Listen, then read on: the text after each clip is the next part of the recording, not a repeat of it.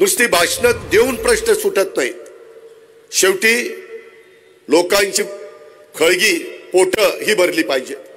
आज देखील इथं आम्ही सगळेजण तुमच्या समोर बोलत असताना ज्यावेळेस विजयराव शिवतारेंनी एक भूमिका घेतली आणि त्यांनी अग्रेसिव्हली मांडली, पत्रकारांनी पण सातत्याने त्यांची भूमिका जनतेच्या समोर ठेवण्याचा प्रयत्न केला, ब्रेकिंग न्यूज दाखवली. ह्या सगळ्या गोष्टी घडत असताना मुख्यमंत्री एकनाथराव शिंदे अस्वस्थ होत होते.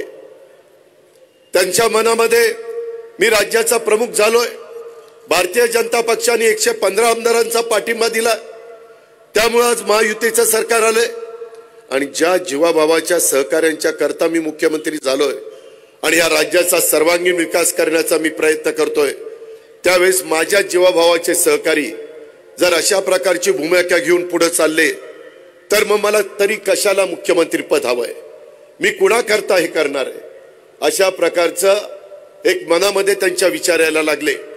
आणि त्याच्यातली एक गोष्ट विजयरावांच्या कानावर गेली आणि विजयरावांच्या मनामध्ये क्षणात बदल त्या ठिकाणी झाला. विजयराव जेवढे त्या ठिकाणी एखाद्याच्या मागे लागले की त्याला सळो की पळो करून सोडतात, मग मागचा पुढचा विचार करत नाही. त्याच्यामुळं मी विजयरावांचं शत्रुत्व पण पाहिलंय. आणि मध्ये वर्षा बंगल्यावर आम्ही असताना मी, विजयराव, एकनाथराव शिंदे, देवेंद्र फडणवीस आम्ही सगळेजण बसलो होतो. त्यावेळेस त्यांनी माझ्या हातात हात दिला, म्हणलं आता अजित पवार मैत्री काय असते ते देखील विजयराव तुम्हाला दाखवून देईल. अशा प्रकारची एक भूमिका. आणि त्यांनी स्पष्ट सांगितलं वर्षा बंगल्यावर 2 तास बसलो होतो की मला माझ्या बारामती लोकसभा मतदारसंघातला बोरवेल्ला मुळशी असेल, माझा पुरंदर हवेली असेल, माझा बारामती इंदापूर दौंड असेल, माझा खडकवासला असेल, या भागातले प्रश्न राज्य सरकारच्या अधिकारातले आणि केंद्र सरकारच्या अधिकारातले सुटले गेले पाहिजे. त्याच्या संदर्भातलं त्यांनी त्या ठिकाणी निवेदन त्याही दिवशी दिलं. आजही आमच्या हातामध्ये इथं उतरलं दिलं. आणि त्यांनी पण स्वतःच्या भाषणामध्ये त्या गोष्टीचा उल्लेख केला. ते म्हणले मला स्वतःला काही नकोय, ज्या जनतेने माझ्यावर प्रेम केलं, ज्या जनतेने मला आमदार केलं, ज्या जनतेने मला राज्यमंत्री केलं, त्या भागातले प्रश्न जर नाही मी सोडवले तर मला झोप येत नाही. मला वेगवेगळ्या प्रकारचे आजार आहेत, परंतु त्या आजारावर मात करून मी लोकांचे प्रश्न सोडवण्याच्या करता दिवस रात्र मेहनत करत असतो, कष्ट घेत असतो. आणि त्याच्यातनं एक एक गोष्टी त्यांनी सांगायला सुरुवात केल्या. मित्रांनो, त्यांच्या ज्या गोष्टी आहेत त्या राज्य सरकारच्या अखत्यारीतल्या बऱ्याचशा आहेत. त्याच्यामध्ये नगरविकास खातं, पणन खातं, उद्योग खातं, ह्या 3 खात्याच्या विषयाच्या काही महत्वाच्या गोष्टी आहेत. एक आहे स्वतः मुख्यमंत्र्यांच्याकडे नगरविकास, उद्योग आहे मुख्यमंत्र्यांनी केलेल्या उदय सामंत यांच्याकडं, पणन आहे त्याच्यामध्ये अब्दुल सत्तारांच्याकडं, जलसंपदा आणि ऊर्जा खात्याचे प्रश्न आहेत आपल्या राज्याचे उपमुख्यमंत्री देवेंद्र फडणवीस साहेबांच्याकडे. त्याच्यामध्ये ह्या सगळ्याला पैसा लागणार आहे, नियोजन करावं लागणार आहे, ते आहे अजित पवारकडे अर्थ आणि नियोजन खातं. आणि त्याच्यामुळं हे सगळे प्रश्न आम्ही तिघांनी मनामध्ये आणलं तर हे मला अवघड अजिबात वाटत नाही. मी मागच्या वेळेस समोरच्या ग्राउंडवर बोलत असताना सांगितलं आणि आज देखील मुख्यमंत्र्यांच्या साक्षीनं सांगतोय.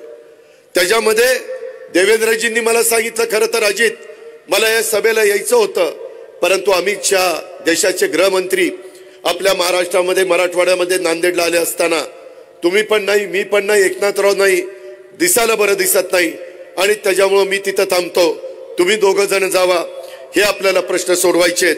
मित्रांनो, तुमच्या गुंजवणी धरणाच्या बद्दल आज राज्याच्या प्रमुखाच्या साक्षीने मी सांगतो, जी काही मागणी विजयरावांनी केलेली आहे आणि जी माझ्या पुरंदरवासियांची आहे, जी माझ्या वेगवेगळ्या गावांची आहे, ती मागणी करत असताना भोरवाल्यांना, तिकडच्या वेलावाल्यांना त्यांचाही कुठं अडचण न होऊन देता हे काम उद्याच्या काळामध्ये गतीनं युद्ध पातळीवर करून देण्याची जबाबदारी आमची आहे. हे महात्मा ज्योतिबा फुले यांच्या जन्मदिनाच्या दिवशी आम्ही तुम्हाला शब्द देतो. आणि मी हेही सांगतो की आज फक्त या निवडणुकीच्या निमित्तानं मत मागण्याच्या करता मला किंवा एकनाथराव शिंदेंना यायचं नाही. अशा अनेक निवडणुका येणार आहेत, जाणार आहेत. ही निवडणूक झाल्यानंतर उद्याच्या विधानसभेला आम्हाला तुमच्या समोर यायचं आहे आणि त्याच्यामुळं काहीतरी थातूरमातूर सांगायचं आणि लोकांची दिशाभूल करायची ही आमची कामाची पद्धत नाही, ही आमची अवलाद नाही, हे पण आपण सगळ्यांनी या निमित्तानं लक्षामध्ये ठेवा। आणि त्याकरता ह्या सगळ्याला निधी आणि राजकीय इच्छाशक्ती ह्या सगळ्याची जोड पाहिजे आणि ते जोड देण्याचं काम एकनाथराव, देवेंद्रजी, मी, विजयराव आणि बाकीचे सगळे आम्ही सहकारी करू अशा पद्धतीने ग्वाही मी आपल्या सगळ्यांना देतो। गुंजवणी प्रकल्पावर माझ्या बोरवेल्ला परिसरामध्ये वांगणी, वाजेघर, शिवगंगा खोऱ्यामध्ये तिथेही पाणी पाहिजे, तिथेही आपलीच लोक राहतात, त्याचाही सर्वे त्या ठिकाणी झालाय, त्याच्यामध्ये सुप्रमा पाहिजे। मित्रांनो, माग ज्यावेळेस 2.5 वर्ष मी एकनाथराव शिंदे मागच्या सरकारमध्ये होतो त्यावेळेस 2.5 वर्षामध्ये 5-6 फक्त सुधारित प्रशासकीय मान्यता देण्यात आल्या। आताच्या काळामध्ये ज्या वेळेस सुधारित प्रशासकीय मान्यतेचा प्रस्ताव येतो एकनाथराव शिंदेंच्या मार्गदर्शनाखाली, अध्यक्षतेखाली कॅबिनेट त्याला ताबडतोब मान्यता देते। ह्याही प्रकल्पाला प्रशासकीय मान्यता द्यायला विजयराव कोणती अडचण त्या ठिकाणी येणार नाही आणि तेही बरेच दिवसाची जी काही मागणी आहे ती आपण पूर्णत्वाला त्या ठिकाणी देऊ। मी आपल्याला एक सांगतो, विजयरावांनी बऱ्याच मागण्या केलेल्या आहेत। मित्रांनो, आम्ही ज्यावेळेस सरकारमध्ये गेले, आता मी जुलैपासून त्या सरकारमध्ये, एकनाथरावांच्या समोर कुठलाही विषय आला तर एकनाथराव सांगतात जनतेचा विरोध पत्करून तो विषय तडीला न्यायचा नाही, लोकांना विश्वासात घ्यायचंय, उद्याच्याला लोकांना मोबदला चांगला द्यायचा आहे। त्यांच्याकडे पाठीमागच्या काळामध्ये समृद्धी महामार्ग नागपूर ते मुंबई होता, त्यावेळेस आम्ही त्या समृद्धी महामार्गाला विरोध करणारे होतो की तुम्ही लोकांच्या जमिनी कशाला घेता, त्याच्यामध्ये तुम्ही लोकांना शेती त्यांची उद्ध्वस्त का करता, कशाला पाहिजे तो महामार्ग। त्या संदर्भातली ही भूमिका औरंगाबादला, त्याच्यामध्ये संभाजीनगरला आम्ही मेळावे घेतले, परंतु नंतरच्या काळामध्ये एकनाथराव शिंदेंनी त्या लोकांशी चर्चा केली आणि त्यांना सांगितलं तुम्हाला पैसे पाहिजेत ना, तुम्हाला जमीन द्यायच्यात, फक्त चांगला मोबदला पाहिजे, तुम्हाला मी 5 पट मोबदला देतो, तुम्ही त्या ठिकाणी जमीन द्यायला तयार आहे का। जी लोक आमच्याकडे आंदोलन करायला यायची, माहिती घेऊन यायची, त्या सगळ्यांनी आमच्याकडे पाठी दाखवल्या आणि सगळे एकनाथरावांकडे गेले आणि म्हणले करा काम सुरू। सगळ्यांनी पैसे घेतले, काम सुरू झालं। समृद्धी महामार्ग खऱ्या अर्थाने महाराष्ट्रामध्ये समृद्धी आणणारा जवळपास पूर्णत्वाकडे गेलेला आहे। राज्य कारभार करत असताना लोकांचा विरोध पत्करून कुठलंही काम करायचं नाही असं महायुतीच्या सरकारचं धोरण आहे, राज्याच्या मुख्यमंत्र्यांचं धोरण आहे। मी त्यांच्या देखत सांगतोय, म्हणजे असंही काही नाही की मुख्यमंत्री इथं नाही, त्यांच्या साक्षीनं सांगतोय। आणि त्या प्रकारे इथले जे प्रश्न असतील, विमानतळाच्या संदर्भातले प्रश्न असतील, रिंग रोडच्या संदर्भातले प्रश्न असतील, खालच्या भागातले पुरसुंगीचे डेव्हलपमेंट प्लॅनच्या संदर्भातले प्रश्न असतील। आत्ताच विजयराव बोलत असताना शिंदे साहेब मला सांगत होते की अजित, आपण जर काही गावं एखाद्या महानगरपालिकेमध्ये घेतली किंवा ग्रामपंचायतीची काही वेगळ्या प्रकारची भूमिका घेऊन तिथं आपण नगरपालिका केली तर तिथला टॅक्स वाढतो। आता आपण नवीन धोरण स्वीकारलेलं आहे, तो टॅक्स पूर्वी असतो तसाच काही काळ ठेवायचा आणि टप्प्याटप्प्याने त्यांना सुविधा दिल्यानंतर, तिथं पाणी, लाईट, रस्ता आणि इतर सगळ्या सुविधा दिल्यानंतर तो नंतर 20% करायचा, मग 40% करायचा, मग 60, 80, 100ला द्यायचा। अशा पद्धतीचा निर्णय घेण्याचा अधिकार नगरविकासचे प्रमुख म्हणून राज्याचे मुख्यमंत्री एकनाथराव शिंदे साहेबांना आहे। मधल्या काळामध्ये तो निर्णय होणार होता, परंतु आचारसंहिता जवळ आली होती। त्यांनी मला सांगितलं, देवेंद्रजी आम्ही बसलो होतो, ते म्हणाले की अजित, यामध्ये आपण पहिली स्थगिती देऊ, ज्याचा उल्लेख टॅक्सच्या बाबतीतला विजयरावांनी केला त्याला स्थगिती देण्यात आलेली आहे। तो प्रश्न माझ्या खडकवासल्यांच्या गावांच्या मध्ये पण आहे, तो प्रश्न माझ्या फुरसुंगी आणि देवाची आळंदी त्याच्या संदर्भातली पण त्या ठिकाणी आहे। अशा उरळी देवाची, मी चुकून देवाची आळंदी म्हटलं, उरळी देवाची आणि फुरसुंगीची आहे। आणि ह्या पद्धतीनं ते मला म्हणाले की आपली 5व्या टप्प्यातली मतदान झालं की 6वा 7वा टप्पा देशात आहे, तो संपला की आचारसंहिता संपणार आहे, परंतु आपली टप्पा झाल्यानंतर मतदान झाल्यानंतर आचारसंहिता शिथिल केली जाईल त्यावेळेस आपण याच्या मागे लावू आणि त्याच्यातनं आपल्याला अध्यादेश काढावा लागेल। उद्याच्या येणाऱ्या जून मध्ये आपलं जे अधिवेशन आहे त्याच्यामध्ये आपल्याला बिल आणावं लागेल आणि तशा पद्धतीनं त्यांनी सूचना दिलेल्या आहेत। त्याच्यामुळे पुरंदरवासियांनो, हवेलीवासियांनो आणि माझा खडकवासला आणि बाकीचा जो भाग माझ्या पुणे जिल्ह्यामध्ये येतो त्या सर्व सहकाऱ्यांना सांगेन की त्याही बाबतीमध्ये मुख्यमंत्र्यांनी लक्ष घातलेले, स्थगिती दिलेली आणि त्याच्यानंतर साधारण त्या भागातल्या माझ्या नागरिकांना परवडेल अशा पद्धतीनं तो टॅक्स तिथं लावला जाणार आहे। याही गोष्टीची नोंद आपण सर्व सहकारी मित्रांनी घ्यावी। विमानतळाच्या बाबतीमध्ये देखील जनतेचं सहकार्य असेल, शेतकऱ्यांचा पाठिंबा असेल तरच आम्ही त्यामध्ये पुढे जाणार आहोत। ही गोष्ट आपण लक्षामध्ये घ्या। पण आज आपल्या जिल्ह्यात कुठं ना कुठं आंतरराष्ट्रीय दर्जाचं विमानतळ ज्या भागातले शेतकरी, ज्या तालुक्यातले शेतकरी पुण्याच्या आजूबाजूला जमीन द्यायला तयार होतील तिथं आपल्याला पुढच्या जर आपल्या 4 पिढ्यांचा बल होणार असेल तर विमानतळ केल्याशिवाय गत्यंतर नाही। पण हे करताना लोकांचा विरोध डावलून, पोलिसी खाक्यात दाखवून, दंडुकेशाही करून आम्ही कुठलंही काम महायुतीच्या सरकारमध्ये एकनाथराव शिंदे साहेबांच्या नेतृत्वाखाली करणार नाही। ही पण गोष्ट मी तेवढीच स्पष्टपणे आपल्या सगळ्यांच्या लक्षामध्ये या निमित्तानं आणून देऊ इच्छितो। उरई देवाच्या संदर्भात, फुरसुंगीच्या संदर्भामध्ये विशेषतः पाण्याच्या बद्दल 118 कोटीचं मजिप्रचा कामाचा उल्लेख त्यांनी केला। सुरुवातीला मी तिथं होतो तेव्हा 25 कोटी दिले, त्याच्यानंतरच्या काळामध्ये एकनाथरावांनी बाकीचे सगळे पैसे दिले। तिथं अजून पण काही भागामध्ये मिसिंग वितरण लाईन्स टाकावे लागणार आहेत, त्या पण टाकण्याच्या बद्दल राज्य सरकारने सकारात्मक भूमिका घेतलेली आहे। त्याच्या संदर्भामध्ये हे सगळं काम करत असताना बारामतीच्या 29 जिरायत गावासह माझ्या पुरंदरच्या 5 गावांच्यासाठी नीरा नदीतलं जे पाणी ओव्हरफ्लोचं आपल्या वीरमधनं पडतं, वीर धरण हे साधारण 9 TMCचं आहे। तुम्हाला आश्चर्य वाटेल, 3 वेळेला 4 वेळेला वीर धरण भरेल एवढं पाणी वीरवरून खाली पडतं, नीरा नर्सिंग पासून भीमेला मिळतं आणि भीमेपासून कर्नाटकाला निघून जातं। ही फॅक्ट आहे, ही वस्तुस्थिती आहे।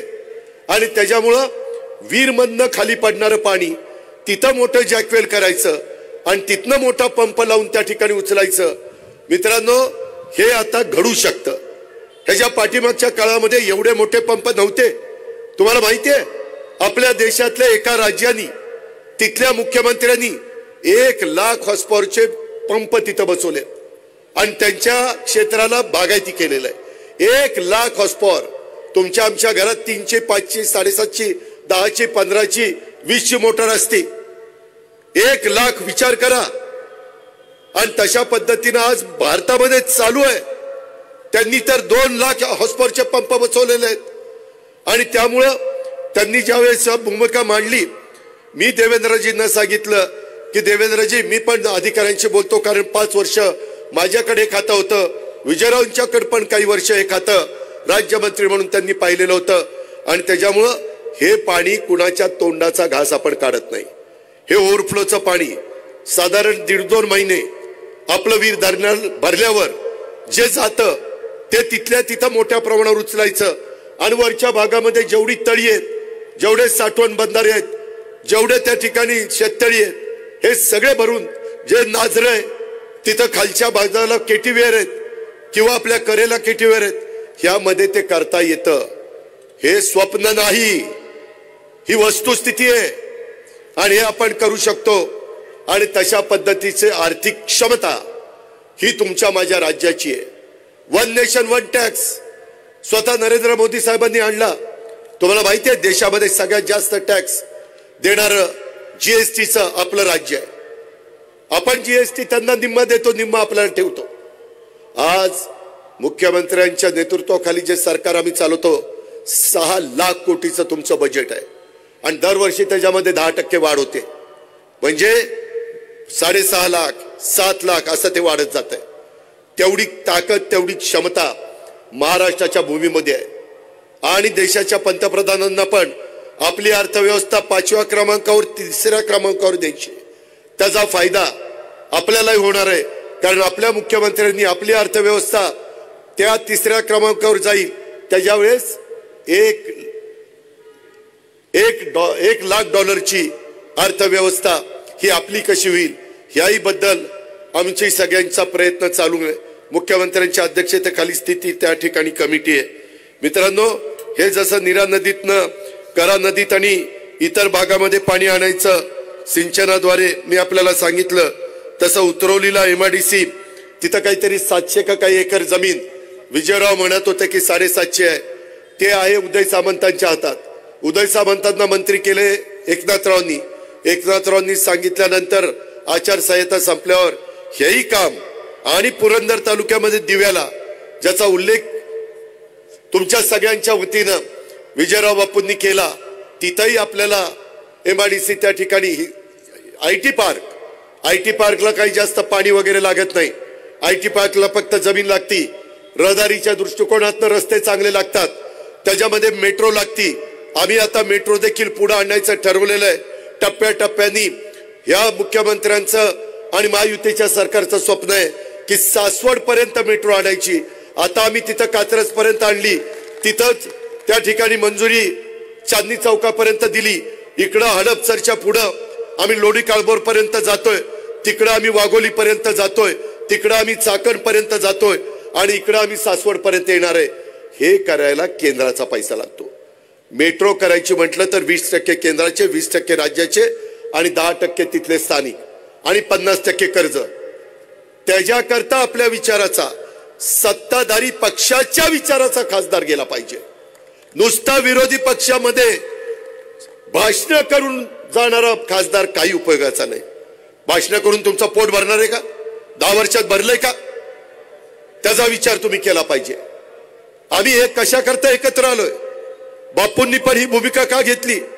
मी बारामतीला परवा सांगितलं, आत्ता बापूंनी दाखवावं। त्याच्यामध्ये शिंदे साहेबांना कुणाकुणाचे रात्री उशिरा फोन येत होते बापूंना, असं करू नका बापू, माघार घेऊ नका, लढा। कारण कुणाचं तरी साधत होतं ना। म्हणजे माझ्या शेतकऱ्यांचं भलं करण्याच्या करता बापू ज्यावेळेस पुढाकार घेतात, तिथं एखाद्याने सांगितलं असतं, बापू तुम्ही करताय ते आमच्या बारामती लोकसभा मतदारसंघाच्या जनतेच्या भल्या करताय, माझा पाठिंबा आहे, हे तर दिलं सोडूनच 5-5, 7-7 फोन बापूला। बापू म्हणले कधी माग माझी आठवण आली नाही, आता लयच आठवण आली, सारखीच उचकी लागती। हे असलं धन्य। मित्रांनो, राजकारणामध्ये मी बोलत असताना फार स्पष्ट बोलणारा कार्यकर्ता आहे। मीच माग 3-3 वेळेला त्या खासदाराला मत मागितलेले आहेत, परंतु आता महायुतीच्या खासदाराला मत मागण्याच्या करता मी एकनाथराव आलेले आणि ह्याच्यातून मी बारामतीमध्ये जसा कायापालट केला आहे, मी पिंपरी चिंचवडला जसा कायापालट केला आहे, तशा पद्धतीनं कायापालट करण्याची धमक हे आमच्यामध्ये आहे। आणि त्या संदर्भामध्ये बारामती लोकसभा मतदारसंघाचा एकनाथरावांच्या देवेंद्रजींच्या मदतीनं, तिथं केंद्र सरकारच्या मदतीनं आपल्याला सगळा बदल करायचा आहे, आपल्याला कायापालट करायचा आहे। तुम्ही म्हणाल की आता पुढे कसं होणार? माझी ज्यावेळेस मोदी साहेबांची आणि अमित शाह साहेबांची ओळख झाली, मी त्यांना म्हणलं की आमच्या बारामतीतली रेल्वे लास्ट स्टॉप आहे, आम्हाला शेवटचं स्टेशन बारामती, आम्हाला कुठंच पुढे जाता येत नाही, इथनं फार तर दौंड, ज्याचा उल्लेख आता आमच्या बापूंनी केला की पुणे दौंड लोकल, ही पुणे दौंड लोकल तर तसं बघितलं तर फार सोपं काम आहे, फक्त इच्छाशक्ती पाहिजे। बापू ते आपण मोदी साहेबांच्या आणि रेल्वे मंत्र्यांच्या मागे लागून मी एकनाथराव देवेंद्रजी दिल्लीला जातो त्यावेळेस ते सांगून आपण ते करून घेऊ, त्याला काही मला अडचण वाटत नाही।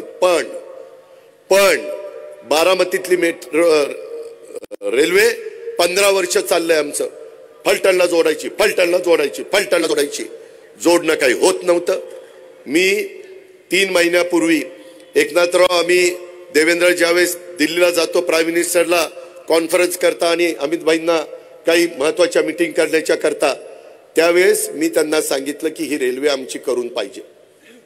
मला मोदी साहेब म्हणले, अजित मी आता आचारसंहिता लागायच्या आत आपल्या भारतातल्या कितीतरी ठिकाणच्या रेल्वेची भूमिपूजन, रेल्वे लाईनची भूमिपूजन, त्याच्यामध्ये स्टेशनची भूमिपूजन ऑनलाईन करणार आहे, त्या ऑनलाईन कार्यक्रमाला एकनाथराव हजर होते आणि काही ठिकाणी झेंडा दाखवून ती रेल्वे नवीन सुरू करणार होते। ते म्हणले अजित मी त्याच्यामध्ये बारामती फलटण रेल्वे टाकतो। तुम्ही आश्चर्यचकित व्हाल, ज्यावेळेस त्यांनी भूमिपूजन काही उद्घाटन भूमिपूजन ऑनलाईन वर केली त्याच्यामध्ये बारामती फलटण रेल्वे आली आणि त्यांनी केली। मित्रांनो, आपल्या विचाराचे सरकार केंद्र सरकारमध्ये असलं तर काय घडू शकतं हे आम्ही उघड्या नजरेने बघितलंय। आता जी कामं आम्ही सांगितली त्या कामाला केंद्राचा पण आम्हाला मदत लागणार आहे। केंद्राचा पण निधी केंद्र सरकार त्या ठिकाणी देऊ शकतं। त्याच्यामध्ये आज इथलं सरकार हे केंद्राला सपोर्ट करणारं सरकार आहे। महायुतीचं सरकार हे मोदी साहेबांच्या सरकारला सपोर्ट करणारं सरकार आहे। त्यामुळे जे जे प्रस्ताव एकनाथरावांच्या नेतृत्वाखाली कॅबिनेटमध्ये मंजूर करून शिफारस केली जातात ते प्रस्ताव तिथं मंजूर केले जातात। मग ते दुष्काळाच्या संदर्भातले असू द्यात, NDRF SDRFचा निधी देण्याच्या संदर्भातले असू द्यात, केंद्र सरकारचे कुठले प्रकल्प आणण्याच्या संदर्भातले असू द्यात किंवा वर्ल्ड बँकेकडनं निधी देण्याच्या संदर्भातले असू द्यात। पुण्यामध्ये जायकाच्या करता 1000 कोटी रुपये ते नदी सुधार कार्यक्रमाला आले। पुण्यामध्ये आपले STP सिवरेज ट्रीटमेंट प्लांट ते पूर्णत्वाला नेण्याच्या करता करोड रुपये आले। आणि मित्रांनो, परदेशातनं पैसे किती टक्क्याने मिळतात माहितीये? 0.5% व्याज। जपान गव्हर्नमेंट 0.5% व्याजाने पैसे देतं आणि ते पैसे तशा पद्धतीने आणण्याची ताकद आज नरेंद्र मोदी साहेबांच्या शब्दामध्ये। म्हणून आपल्याला ह्या सगळ्या गोष्टी करायच्या। तुम्ही भावनिक होऊ नका। काही जण भावनिक करण्याचा प्रयत्न करतील। सगळ्यांना तुम्ही आतापर्यंत निवडून दिलंय, सगळ्यांची कारकीर्द बघितली। 91 ला अजित पवारची 6 महिन्याची कारकीर्द बघितली, त्याच्यानंतर पवार साहेबांची कारकीर्द बघितली, त्याच्यानंतर सुप्रियाची कारकीर्द बघितली। त्याही कारकिर्दीमध्ये काय काय झालं केंद्रात ते पाहिलंय। आता 5 वर्षाच्या करता तिसऱ्यांदा नरेंद्र मोदी साहेब पंतप्रधान करण्याचा निश्चय संकल्प हा भारतातल्या जनतेने केलेला आहे। त्यावेळेस त्यांच्या विचाराचा खासदार हा आपल्याला पुणे लोकसभा मतदारसंघातलं मुरलीधर मोहोळ, माझ्या मावळ लोकसभा मतदारसंघातनं श्रीरंगप्पा बारणे, माझ्या शिरूर लोकसभा मतदारसंघातनं शिवाजीराव आढळराव पाटील आणि ह्या मतदारसंघातनं सुनेत्रा अजितदादा पवार, या पद्धतीनं आम्ही उमेदवार दिलेले। काही ठिकाणी घड्याळ आहे, काही ठिकाणी कमळ आहे, काही ठिकाणी धनुष्यबाण आहे। शेवटी आम्ही सगळेजण विकासाला हपापलेलो आहोत। जसं विकासाभिमुख कारभार विकास पुरुष म्हणून मोदी साहेब करतात तशा पद्धतीनं आपल्याही राज्याचा कारभार तेवढ्याच तडफेने करण्याचा आमच्या मुख्यमंत्र्यांचा राज्याचा प्रयत्न आहे। उतरवलीला पण MIDC तेही आपल्याला मार्गी लावायचे, तेही आपण मार्गी लावू। जेजुरी देवस्थान 109 कोटी, जसे पैसे संपतील पैशापासून पैसे नाहीत म्हणून बापू काम थांबणार नाही जेजुरीचं। तुम्ही काळजीच करू नका। तुम्ही फक्त सगळ्या जेजुरीकरांनी, सगळ्या पुरंदरवासियांनी काम दर्जेदार जेवढं लवकर मारता येईल तेवढं मारा काम, आणि त्याच्यातनं निधी देण्याची जबाबदारी ही आमची सरकारची राहील।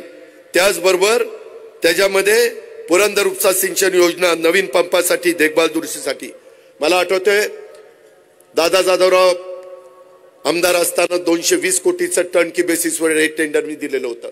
फायनलचंही माझीच आहे। त्याच्यानंतरच्या काळामध्ये त्याच्यात बरेच वर्ष झाली। आता पंप खराब झाले, आता मोटारी खराब झाल्या, आता हाय स्पीडच्या मोटारी आल्या, आता नवीन पंप आले, काही काही ठिकाणी पाईपलाईन थोडी खराब झाली। ते सगळं दुरुस्त करायला प्लॅन एस्टिमेट केलं, 54 कोटी रुपये लागत होते। 54 कोटी 10 मार्च 2024 रोजी मुख्यमंत्र्यांनी शासन निर्णय निर्गमित केलेला आहे। मगाशी जसं त्यांनी सांगितलं दादानी, मी सही केल्यानंतर फायनल सही सीएम साहेबांची असते। विकास कामाला आम्ही ज्यावेळेस सही करतो आणि मुख्यमंत्र्यांच्याकडे फाईल घेऊन जातो, मुख्यमंत्री 1 मिनिट लावत नाही, ताबडतोब कोंबडा काढून टाकतात। ते म्हणतात विकासाचं आहे ना, महाराष्ट्राच्या भल्याचं आहे ना, करून टाका। आणि आपले 24 कोटी रुपये 10 मार्चला मंजूर झालेले आहेत. ताबडतोब त्याचा आता टेंडर निघून ती पण कामं होतील. आणि माझ्या पुरंदरवासियांचं जे दुखणं आहे तिथं पण काही काही वेगवेगळ्या प्रकारचे प्रश्न आहेत. बंद पाईपलाईन केली तर आणखीन ते पाणी जास्त लोकांना पुरेल. तिथं खराब पाणी येतं, वास मारणारं पाणी येतं. म्हणून आम्ही सिवरेज ट्रीटमेंट प्लांट हे तिथं बसवतोय. ते बसवल्यानंतर माणसांच्या पिण्याच्या योग्यतेचं नाही पण जनावरांच्या पिण्याच्या योग्यतेचं पाणी चांगलं करण्याचा आमचा सगळ्यांचा प्रयत्न आहे. राज्याचे मुख्यमंत्री आपल्या मुंबई महाराष्ट्र देशामध्ये सगळ्यात प्रदूषण असणारं शहर आहे. तुम्हाला माहिती आहे त्यांनी काय केलं? जे सिवरेज ट्रीटमेंट प्लांटचं पाणी आहे मुंबईचं, जे मुंबईमध्ये ड्रेनेजचं सोडलं जातं ते पाणी चांगलं करून टँकर मध्ये भरलं जातं आणि त्याच्यातनं रस्ते धुतले जातात. रस्ते धुवायला लागल्यापासून मुंबईचं प्रदूषण कमी झालेलं आहे. मुंबईचं लाईफ वाढलेलं आहे आणि ती किमया मुख्यमंत्र्यांनी करून दाखवली. काही काही जण म्हणाले अरे पाणी प्यायला नाही कुठं पाणी मारत चाललेत. अरे ते पाणी समुद्राला सोडायचं होतं. ते जे काही मैला वगैरे जे जातो ड्रेनेज त्याचं सिवरेज ट्रीटमेंटचं स्वच्छ केलेलं पाणी प्यायच्या योग्यतेचं नव्हतं परंतु धुण्याच्या किंवा पिकाच्या किंवा झाडांच्या किंवा रस्ते स्वच्छ करण्याच्या योग्यतेचं होतं. वाईट काय झालं हेही आपण त्या बाबतीमध्ये बघितलं पाहिजे. दिवे येथे प्रस्तावित राष्ट्रीय बाजार हा प्रश्न मला काही नीट समजला नाही.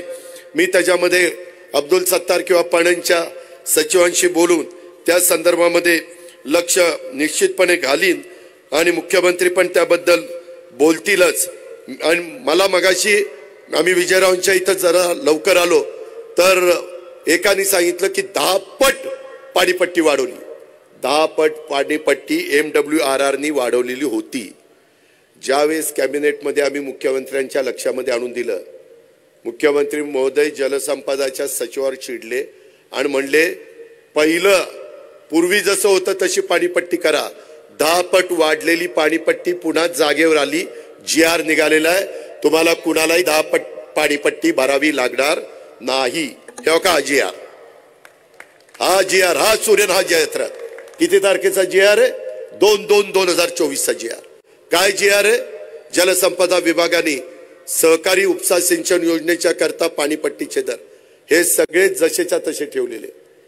जर शेतकऱ्यांचे प्रश्न जाणून घेणारा राज्याचा प्रमुख असेल आणि मंत्रिमंडळातले सहकारी असतील तर कशा पद्धतीने काम होत आहे. मित्रांनो कांद्याच्या बाबतीमध्ये देखील आमची खंत आहे परंतु त्याच्या संदर्भात आता कांदा निर्यातीला पुन्हा परवानगी देण्यात आलेली आहे. कांदा उत्पादक शेतकऱ्याला त्याच्यातनं मदत होणार आहे. माझ्या दूध उत्पादक शेतकरी अडचणीत होता. मुख्यमंत्र्यांनी 5 रुपये लिटरला वाढून दिले. अजून काहींना पैसे मिळत नाहीत, काही अडचणी आहेत. उद्याची आचारसंहिता संपू द्या, त्या अडचणी दूर करण्याचं काम आम्ही सगळेजण कॅबिनेटमध्ये करू. परंतु तुम्हाला अधिकचे 5 रुपये वाढून देऊ त्याबद्दल आपण काळजी करू नका.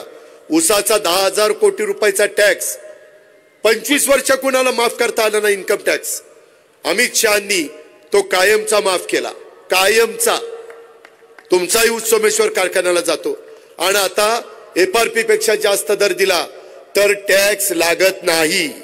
माग 25 वर्ष अनेक जण दिल्लीमध्ये गेले पण कुणाला ते काढून टाकता आलं नाही. थांबवलं पण टांगती तलवार काढली नाही.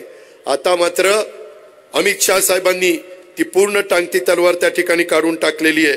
अशा पद्धतीच्या कितीतरी गोष्टी ह्या माझ्या कचऱ्याच्या संदर्भातला उरळी देवाची आणि त्या भागातले प्रश्न असतील, रस्त्याच्या संदर्भातले प्रश्न असतील, दिवे घाटमध्ये अपघात कमी करण्याच्या करता, वाहतुकीची कोंडी सोडवण्याच्या करता इकडून देखील आपण ज्यावरून कोंडव्यावरून येतो त्यावेळेस तोही घाट आता आम्ही 10 मीटर करण्याचा निर्णय घेतलेला आहे. 10 मीटर तो पहिल्यांदा 4 लेन करायचा होता परंतु 4 लेनला अडचण येते म्हणून 10 मीटरला 200 काहीतरी कोटी रुपये लागतायत. अशा पद्धतीनं तेही काम आपण त्या बाबतीमध्ये करतोय. आणि मग डेव्हलपमेंटची कामं असतील, इतर कामं असतील, ही सगळी कामं महायुतीच्या सरकारच्या माध्यमातून आपण करणारच आहोत. परंतु त्याचबरोबर केंद्राचा निधी आपला महाराष्ट्र हे कोयना किंवा उजनी सारखं आहे आणि आपला केंद्र सरकार समुद्रासारखं आहे. एवढं मोठं त्यांचं बजेट असतं आणि त्याकरता त्यांच्या विचाराचे खासदार उद्याच्याला 48 पैकी मोदी साहेबांनी विदर्भात सांगितलं सर्वच्या सर्व खासदार निवडून द्या. त्यांची विनंती आहे. आज विरोधक काही खोटं बोलतात, म्हणतात परत मोदी आल्यानंतर निवडणुकाच होणार नाही, परत मोदी आल्यानंतर संविधान बदललं जाईल, परत मोदी आल्यानंतर घटना बदलली जाईल. साफ चुकीचं आहे. 10 वर्ष उलट चांगलं चाललेलं आहे, अजून चांगलं करायचं आहे. आणि मोदी साहेब देशाकरता करतायत. मोदी साहेब दुसऱ्या कुणा करता करत नाही, 140 कोटी जनतेच्या करता करतायत. हा विचार माझ्या पुरंदर हवेली वासियांनी या निमित्तानं केला पाहिजे. आणि ज्या पद्धतीनं आज तुमच्या भल्याकरता तुम्ही सगळ्यांनी विजय बापूंच्या पाठीशी उभे राहिला होता, परंतु माझ्या बारामती लोकसभा मतदारसंघ आणि पुरंदर मतदारसंघातल्या हे प्रश्न सोडवण्याच्या करता त्यांनी वर्षावर आम्हाला बैठक घ्यायला लावली. आणि त्याकरता इथल्या लोकांच्या मध्ये हार्दिक सुबत्ता यावी, आमच्या बारामती लोकसभा मतदारसंघामध्ये रोजगार निर्माण व्हावा, मोठे मोठे कारखाने यावेत, IT हब व्हावा, वेगवेगळ्या पद्धतीनं त्या ठिकाणी गुंतवणूक व्हावी, याकरता त्यांनी ही भूमिका घेतली. त्याच्यामुळं तुमच्या मनामध्ये असणारी नाराजी, तुमच्या मनामध्ये असणारा खंत कृपा करून काढून टाका. पुढच्या पिढीचं भवितव्य कशात आहे हे कृपा करून आपण त्या ठिकाणी पहा. मला विश्वास आहे तुम्ही जर सहज नजर टाकली तर आज देशातल्या सर्व राजकीय पक्षांच्या नेत्यांना समोर आणलं तर आज फक्त आणि फक्त नरेंद्र मोदी साहेबच या ठिकाणी या देशाच्या 140 कोटी जनतेला मजबूतीनं पुढे घेऊन जाऊ शकतात, हीच खात्री आपल्याला सगळ्यांना आहे. म्हणून आपण उद्याच्या निवडणुकीच्या निमित्तानं बारामती लोकसभा मतदारसंघामधनं महायुतीच्या उमेदवार या नात्याने आपण घड्याळाचं चिन्ह घेऊन उभे असणाऱ्या सुनेत्रा अजितदादा पवार, मी अजितदादा का म्हणतो ते नाव सुनेत्रा अजितदादा पवार त्या ह्याच्यामध्ये आहे, कशात इलेक्शन मशीन मध्ये EV मध्ये, त्याच्याकरता म्हणतो. नाहीतर म्हणाल ही नेहमी अजित पवार म्हणतो. आता अजितदादा काय चाललंय तर ते त्याच्याकरता चाललंय, माझ्याकरता नाही चाललंय. तर ह्या पद्धतीनं आपण लक्षामध्ये घ्या. आजच्या सभेच्या निमित्तानं वेळात वेळ काढून आज राज्याच्या मुख्यमंत्र्यांना पण सगळीकडे जायचं असतं, परंतु त्यावेळेस वर्षावर त्यांनी शब्द दिलेला होता. त्यांनी सांगितलं तिघांनी यायचं आणि पुरंदरला समोर सांगायचं, सगळ्या जनतेला समोर सांगायचं. त्याच्यामध्ये कुठल्याही परिस्थितीमध्ये आपण ह्या सगळ्या गोष्टी करण्याच्या करता आजची ही सभा लावली. म्हणून मुख्यमंत्री आले. आपल्या जिल्ह्याचा पालकमंत्री या नात्याने आपल्या सर्वांच्या वतीनं राज्याचे मुख्यमंत्री आज पुणे जिल्ह्यामध्ये आल्याबद्दल त्यांचं मी मनापासून स्वागत करतो. दुष्काळाच्या बाबतीमध्ये देखील कुठलीही कमतरता, कितीही पैसा लागला तरी आपल्या महाराष्ट्र सरकार त्याच्याबद्दल कुठला निधी कमी पडून देणार नाही.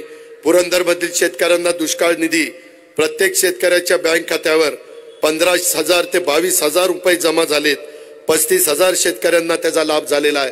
ह्याची पण कृपया करून नोंद आपण घ्या. आणि इथून पुढच्या काळामध्ये ज्या ज्या माझ्या सहकारी मित्रांना ज्या 18 पगड जातील अडचणी येतील, ज्या माझ्या शेतकऱ्यांना अडचणी येतील, आया बहिणींना अडचणी येतील, त्या दूर करण्याच्या करता राज्यामध्ये महायुतीचे प्रमुख या नात्याने एकनाथराव शिंदेंचं महायुतीचं सरकार हे तुमच्या पाठीशी निश्चितपणे कायम उभं राहील. आणि त्याचबरोबर तिसऱ्यांदा देशाचं पंतप्रधान झाल्यानंतर मोदी साहेब देखील मोठ्या प्रमाणावर विकास निधी आपल्या महाराष्ट्राला देण्याच्या करता निश्चितपणे यशस्वी होतील.